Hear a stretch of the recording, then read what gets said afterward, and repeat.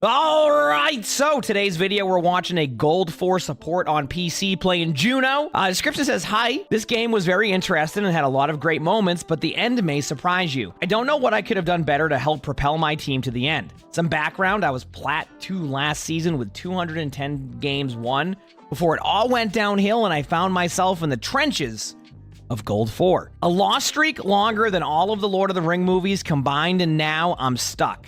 I'm averaging about 3 to 4 deaths a game, while out healing everyone in the lobby to large amounts. In this game, I ended up with 20,000 heals and 3 deaths, while the rest of my team had 9 to 13 deaths. I feel stuck in this rank after being so much higher, and I genuinely don't know what to do. Any advice, any encouragement, or flat out roasting would help you a ton. A flat out roasting, that's it.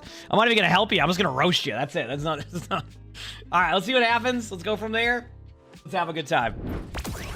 Ooh, we're going against a Hazard. I know Hazard actually ended up in some of the metas recently, which is cool.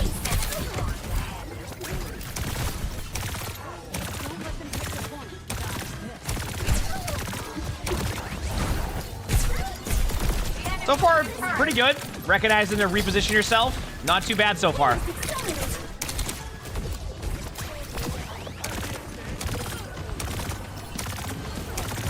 All right, wait for it.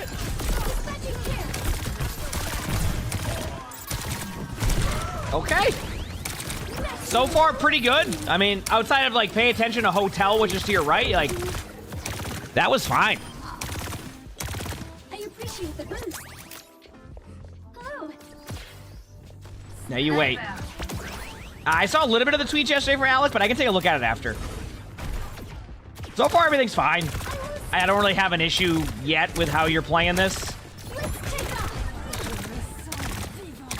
Be careful of random speed rings. I do it sometimes too, but that's a very important cooldown to get your teammates out. Just remember that.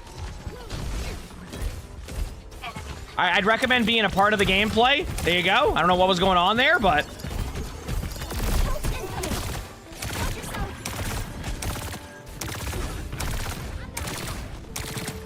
so far, so good.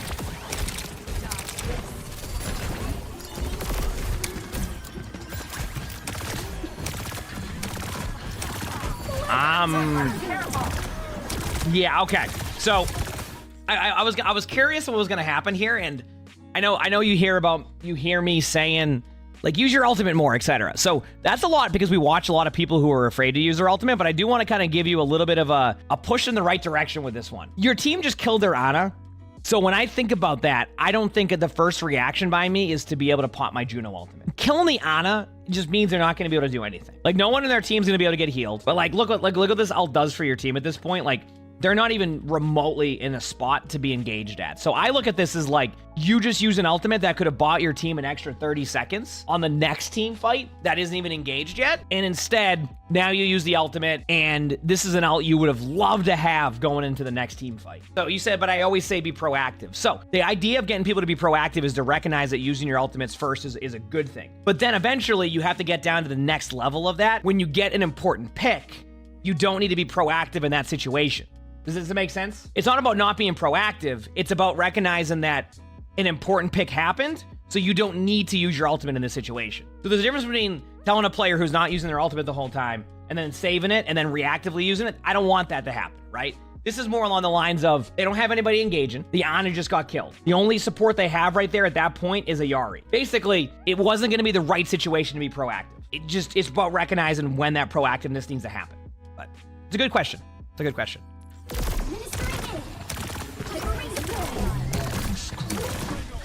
I'm on fire. The enemy's got a turret. I feel powerful. I like that aggressive play there. Speed ring.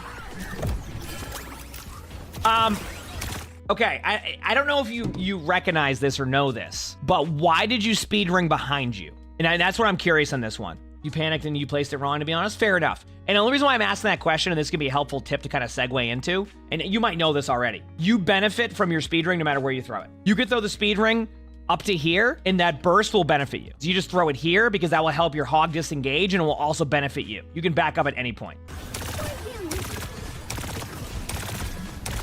The playtest is at 2 p.m. Eastern.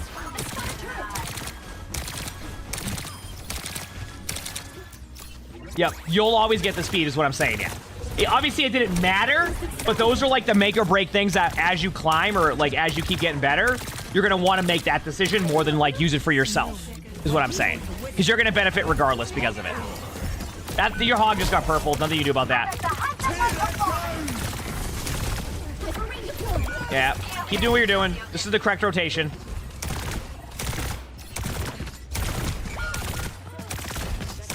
I would have, you might have been able to right-click kill, but yeah, it doesn't really matter. Yep. You made the correct choice there. I actually think the mistake that happened there was your team dropped too early to try to recontest the point.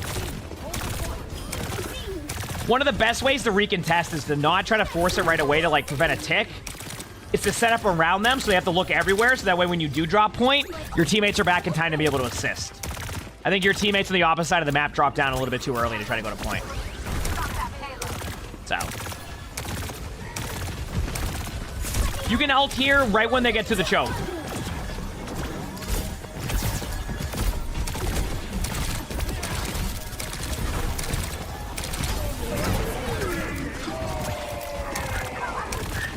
Okay, I'm gonna pause very quickly. I love the proactiveness. That part I like. Just wait a couple extra seconds longer for like their timing. You want them to be engaged around here rather than back here.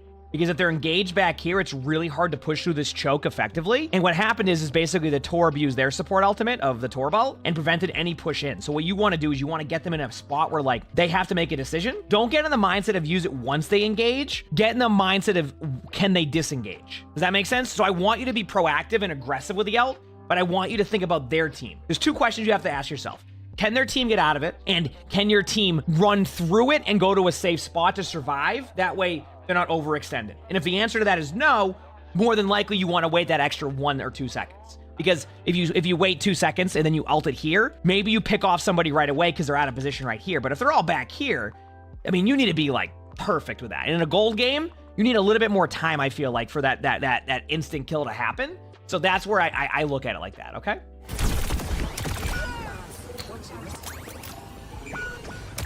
All right. Not bad, not bad.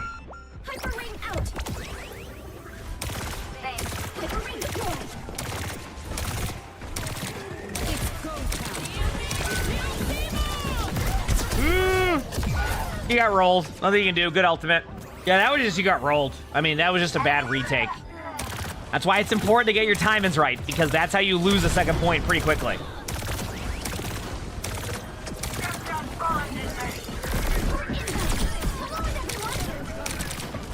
Okay, I gotta pause for a second. I want to know the storyline that made the name Tasty Chair.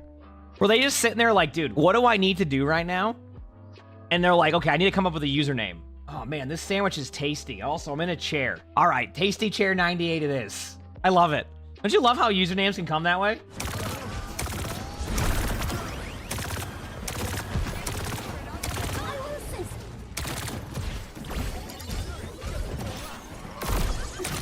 Good right clicks.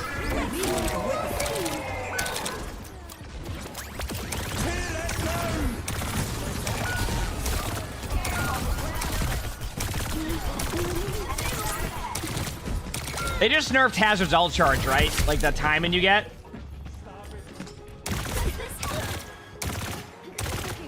Hi, everybody.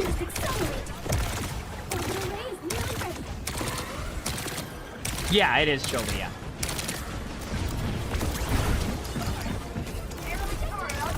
I would pop your ultimate. Not yet. Not yet. Now it's good. Timing was good. I like that. Perfect timing. That's a good ult. Because they got to pick on your teammates, so your timing was perfect. They can't follow up on the kill. Your teammates build ult charge. I'm okay with that.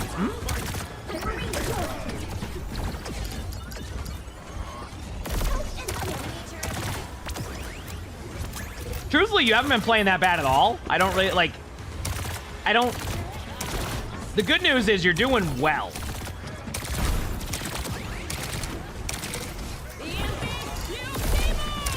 Oh, man. You know what's really getting your team is those purples. Big slam alert! Make sure to heal your Rhine during that, by the way. There you go. Heal your Rhine. Good job. 50 on your ult. Nice. Down to the last team fight. Yeah, speed rings are...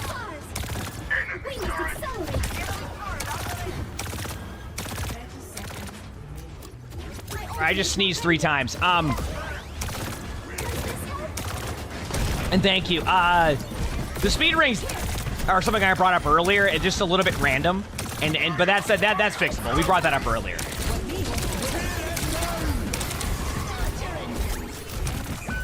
I have no idea how that ultimate works. I didn't get you. Nice tire.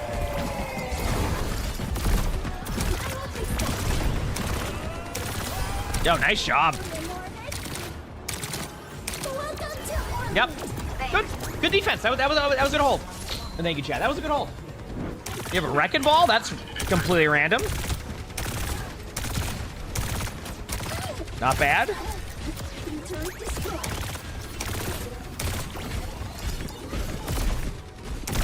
Good kill.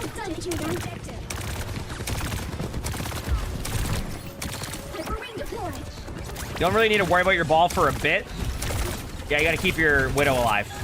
You're worried about shooting the Orisa a lot right now? Just make sure your teammates survive now. You already have a pick. The worst thing you can do is try to, like, take these ridiculous 1v1s when you just want to keep your teammates alive. Like, putting pressure on the Orisa comes after you've saved your team.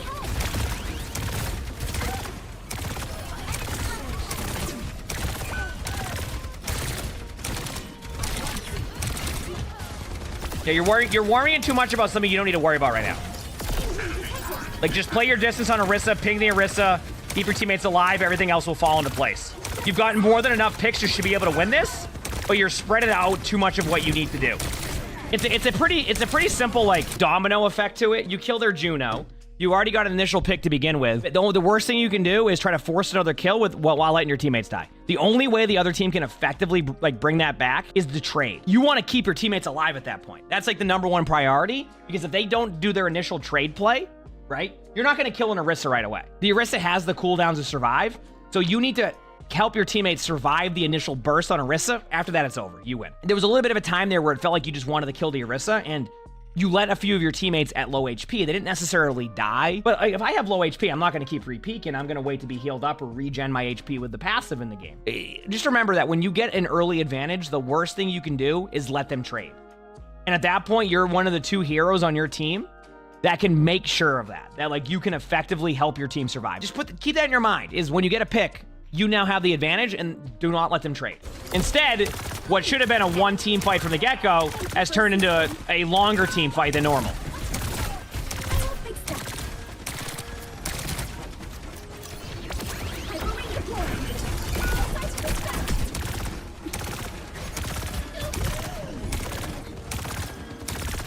Now we wait.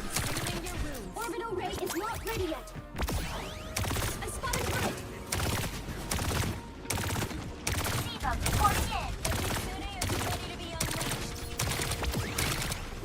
Now we wait. Watch yourself. Let's take that.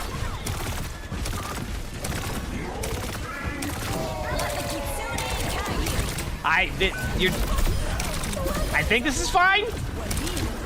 This is just a wild team fight. Good luck. This is just, you know what? You hit your buttons. I'm okay with it.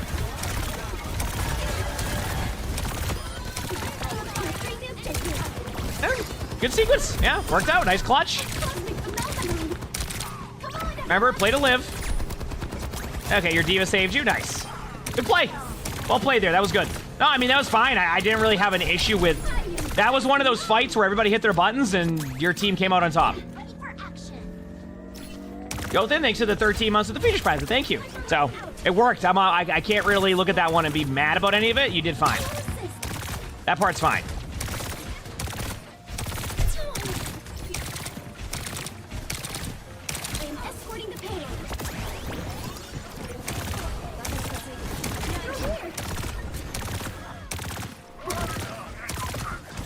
All right, here we go.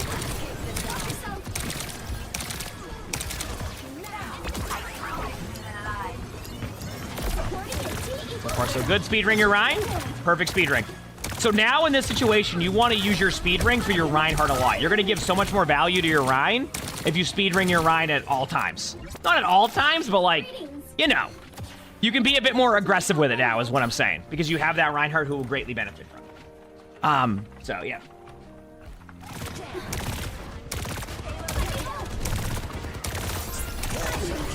Big slam alert! Now remember, keep your team alive now. That's the number one thing you gotta do. Keep your team alive.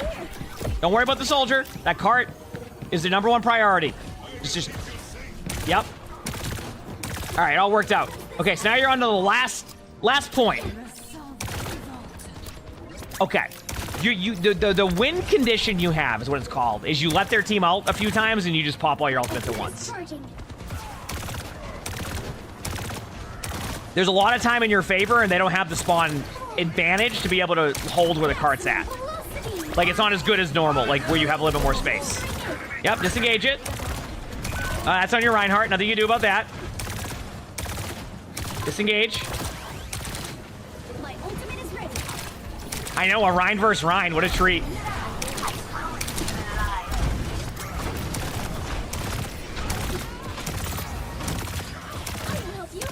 All right.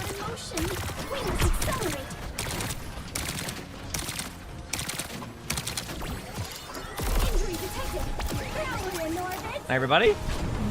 Let me look at their ults. One more ult rotation from their side, then you ult.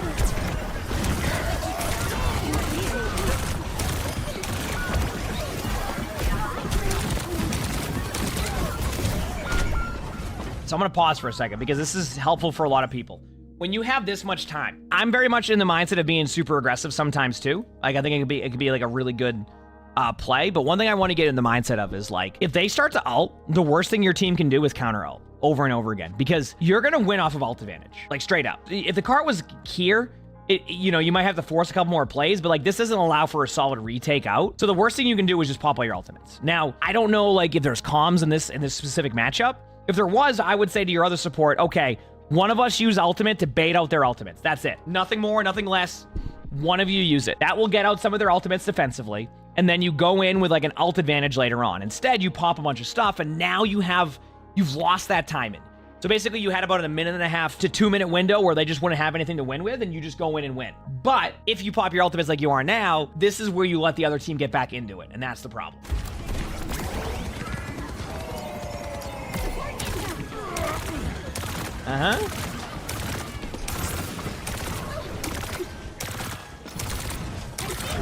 Might be too late for your Rhine. Dude, what a battle. Yep, you did the right play. You went and made sure to keep your teammates alive. Good heals. Big slam alert. I hear the big slam. E-Rock, thanks for the 2 months of the features, man. Thank you.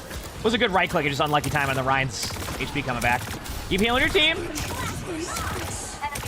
Play to live. Don't play to get the kill. Just play to live. Yeah, you're Reinhardt. Okay. If you're the Rhine in that situation, just play to live.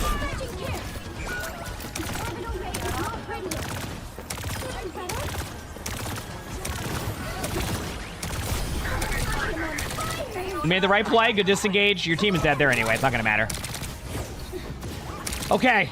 Not bad. What are we up to? We're just recording a couple spectating early on. We have a busy day today. I'm excited.